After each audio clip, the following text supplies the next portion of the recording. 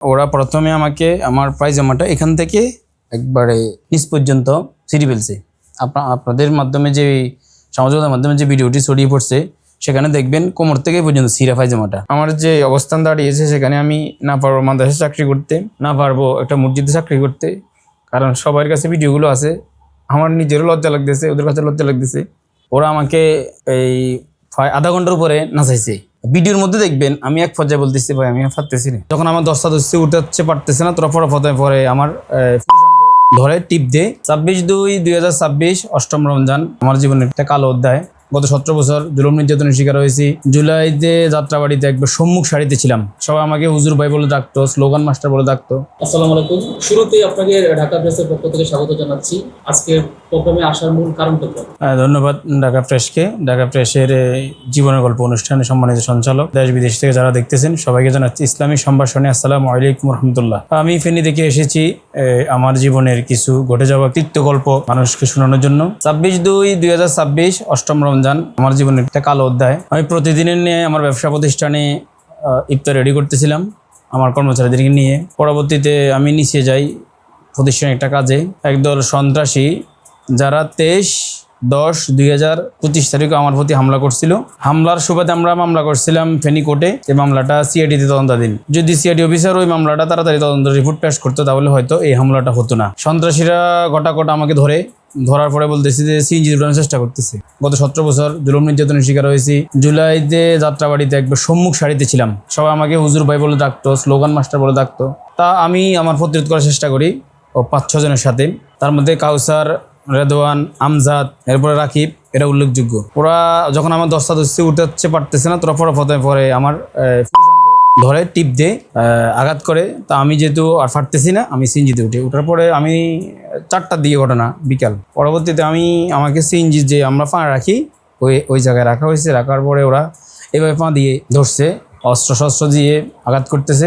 আমার এখানে আর বিভিন্ন জায়গায় আঘাত করছে, মেডিকেল সার্টিফিকেট আছে। পরবর্তীতে আমাকে নিয়ে যায় ফেনিস্ট নির্মাণাধীন মার্কেট। ওটার সামনে একটা টাওয়ার আছে, বিকন সিদ্দিক টাওয়ার, এর পাশে একটা পরিত্যক্ত জায়গায়। প্রথমে রাস্তা আমাকে অনেক মারধর করে, যে মারধরের ভিডিওটি ইতিমধ্যে সামাজিক যোগাযোগের মাধ্যমে ভাইরাল হয়েছে। পরবর্তীতে ওরা সেখানে আমাকে আমজাদ নামের যে ওই ছেলেটি বলে আমাদের নামে স্লোগান দিয়েছিলি টাংরোডে, এখন ওর পায়ে যে জুতাটা আমার মুখের উপরে বারবার ধরতেছিল, মুখের মধ্যে ধরে রাখে। ওখানকার ভিডিওগুলো দেখবেন আমার দাড়িগুলো কেমন ছিল, আর এখন অনেকটা প্রায় অর্ধেকের মতো চলে গেছে। দাড়িগুলো ধরে টানতেছে, কাউসার দাড়ি টানতেছে, অনেক দাড়ি পড়ছে। ওরা বিভিন্ন ধরনের ভিডিও করছে আমার থেকে। একটা ভিডিওর সময় আমি একবারে নিচে বসে মাটিতে বসে আছি, ওরা ভিডিও করতেছে। ইফতারের সময় পানি খাবো, মাত্র পানি ভিতরে যাচ্ছে না, আমার বমি চলে আসতেছি। আমি ইফতার করি নাই। পরবর্তীতে ইফতারে পরে আমাকে বলতেছে যে আমাদের বিরুদ্ধে স্লোগান দিয়েছিলি। স্লোগানটা হচ্ছে এই নোয়াখালীতে কোরআন ক্লাসে হামলা হয়েছিল, তারই প্রতিবাদে ফেনীতে একটি মিছিল হয়েছিল, মিছিলে স্লোগান দিয়েছিলাম আমি। আর একটা হচ্ছে আওয়ামী লীগ যেদিন কার্যক্রম নিষিদ্ধ হয়েছে যে রাতে, ওই রাতে আমি স্লোগান দিয়েছিলাম টাংরোডে, ফেনী টাংরোডে। ওটা ভাইরাল হয়েছে, দুটো মিছিল খুব ভাইরাল হয়েছে স্লোগানগুলো। এই সন্ত্রাসীদের মধ্যে একজন আবার আমার শেয়ার হোল্ডার ছিল, ওর কাছে কিছু টাকা পয়সা লেনদেনও আছে। ওটাকে ইস্যু করে বুঝাচ্ছে যে সবাইকে আমরা ওকে টাকার জন্য মারতেছি। তো আমার কাছে যদি কেউ টাকা পায় তাহলে কি আমার উপরে কি ফৌজদারি অপরাধ করতে পারবে, উল্লঙ্ঘ করতে পারবে? পরবর্তীতে ওরা স্লোগান দিয়েছে ওরে উল্লঙ্ঘ কর পর্যায়ে। ওরা প্রথমে আমাকে আমার পায়জামাটা এখান থেকে একবারে নিচ পর্যন্ত ছিঁড়ে ফেলছে। আপনাদের মাধ্যমে যে সামাজিক মাধ্যমে যে ভিডিওটি ছড়িয়ে পড়ছে সেখানে দেখবেন কোমর থেকে পর্যন্ত ছিঁড়া পায়জামাটা। ওখানে ওরা আমাকে এই আধা ঘন্টার উপরে নাচাইছে। ভিডিওর মধ্যে দেখবেন আমি এক পর্যায়ে বলতেছি, ভাই আমি পারতেছি না। আমি তো আগের দিন সেরি খাই নাই, সেরিতে উঠতে পারিনি আর কি। মাগরিবের পরে প্রায় 7টার দিকে নাচতেছি, ভাই আর সহ্য হচ্ছে না। ওদেরকে এক পর্যায়ে বলতেছি, ভাই আমার সহ্য হচ্ছে না। পরবর্তীতে ওরা আমাকে ভিডিও করছে, ভিডিও ছেড়ে দিবেন তোরা যদি কাউকে আমাকে মারছে এগুলো বলিস। পরবর্তীতে ওরা যে মারধরের যে ভিডিওটা ওটা ছাড়ছে, আবার নৃত্য করার ভিডিওটা ছাড়ছে। আমি আগে মাদ্রাসায় পড়াইতাম দীর্ঘদিন, আমাদের ফেনীতে একটা কেন্দ্রীয় মসজিদের 3 বছরের খতিব ছিলাম। এখন সামাজিক আমার যে অবস্থান দাঁড়িয়েছে সেখানে আমি না পারবো মাদ্রাসায় চাকরি করতে, না পারবো একটা মসজিদে চাকরি করতে, কারণ সবার কাছে ভিডিওগুলো আছে। আমার নিজেরও লজ্জা লাগতেছে, ওদের কাছে লজ্জা লাগতেছে। পরবর্তীতে ওরা আমার মোবাইল নিয়ে গেছে। মোবাইলে আমার স্ত্রীর বিভিন্ন ধরনের ছবি ছিল, ওই যে স্কাইপের জন্য সমস্যা ছিল আমার স্ত্রীর।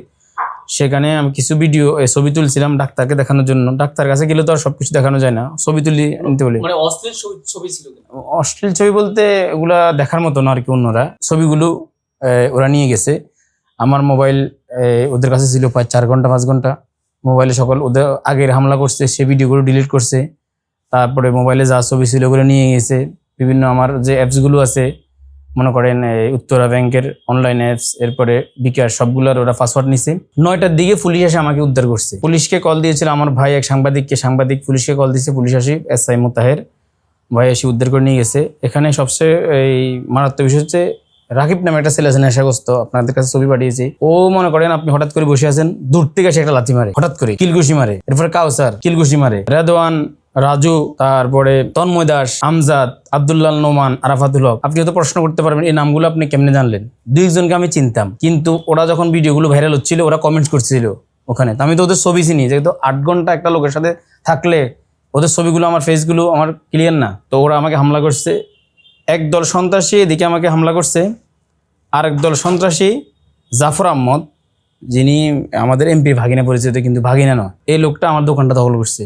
আপনি দেখছেন আমার 70 লাখ টাকার দোকান, দোকানের মধ্যে রানিং স্টাফ যারা ছিল ভিতরে, ওদেরকে ভিতরে রেখে বাইরে তালা লাগাই দিচ্ছে। ওরা বিভিন্ন ওয়াল টপকে বিভিন্ন 2তলা 3তলা 4তলা আমার রেস্টুরেন্ট। মূলত ওদের কাজ হচ্ছে এই স্লোগান ইস্যু আর দোকানটা দখল করবে। আমাকে আগে বলছে যে তুমি তো ফেনী থেকে চলে যাও, চাবি বুঝে দিয়ে ফেনী থেকে চলে যাও। আমার বিভিন্ন জন আমাকে টাকা দিয়েছে, তাহলে আমি কি এই আরেকজনের প্রতিষ্ঠান রেখে চলে যেতে পারবো? আমার একটা শেয়ার না, শুধু নামমাত্র একটা শেয়ার, সবাই টাকা। আজকে প্রায় 1 মাস 20 দিন মতো হয়ে গেছে, আমার রেস্টুরেন্টটা এখনো উদ্ধার হয়নি।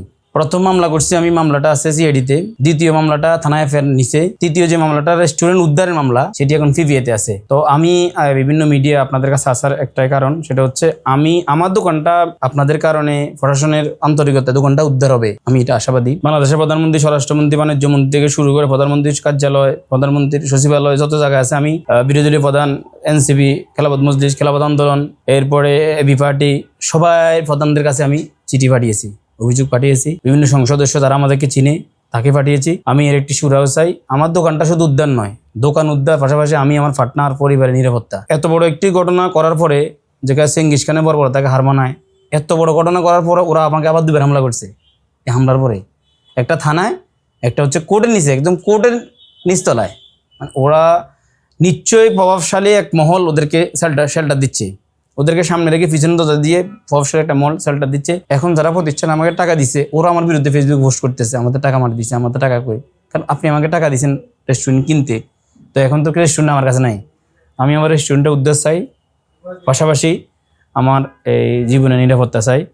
আমি গত 17 বছর নির্যাতিত, 4বার আমি জেল খাটছি। বাংলাদেশের বিরোধী দলীয় নেতা থেকে শুরু করে বিএনপির মহাসচিব রুহুল কবির রিজভী, বাবর ভাই, জামাত ইসলামী রফিক ইসলাম খান, এরপরে ইসলাম মাহমুদ জুবাইর, সেলিম ভাই, সবাই হচ্ছে আমার জেল পার্টনার আর কেস পার্টনার। আমাকে যখন ডিবি হারুনের অফিসে ভাতের হোটেলে যখন নির্যাতন করছিল, ওই সারা রাত নির্যাতন পরের দিন CM কোর্টে উঠেছে। ভাই আমি চেষ্টা করছিলাম যে ওই কোর্টের ওই বারিন্দায় একটু শক্তই হাঁটবো, আমার বাবাকে বুঝাইবো যে আমাকে মারে নাই, কিন্তু আমি অনেক চেষ্টা করে আরেকজনের কাঁধে হাত রেখেও চেষ্টা করছি যাওয়ার জন্য, কিন্তু ঠিক মতো হাঁটতে পারিনি। আমার আব্বু বুঝতে দিয়ে আমাকে রাতভর মারছে। ওখানকার ক্ষত চিহ্নগুলো আমাদের শরীরের বিভিন্ন জায়গায় আছে।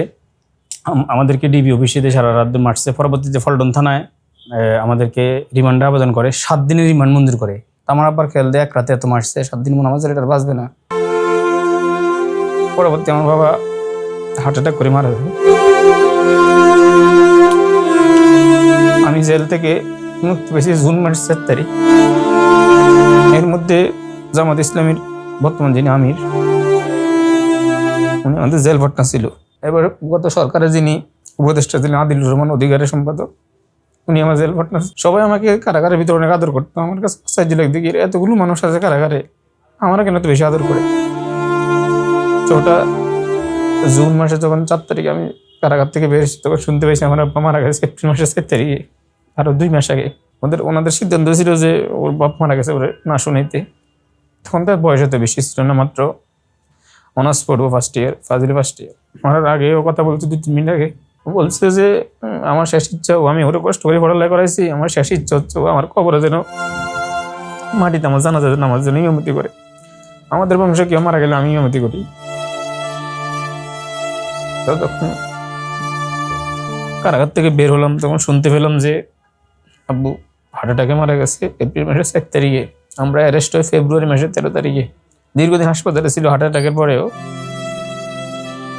তো সব মিলিয়ে জীবনযুদ্ধের এই গল্পে এরপরে ঢাকাতে অ্যারেস্ট হয়েছি, 6 মাস ছিলাম ওখানে, ছিলাম আবার ফেনীতে 2 বার, নারায়ণগঞ্জে 1 বার, জুলাইতে 1বারে যাত্রাবাড়িতে সম্মুখ সারিতে ছিলাম। আমি জুলাইকে আটক করি নাই, দেশের জন্য, মানবতার জন্য, দেশমাতৃকার জন্য লড়াই করছি।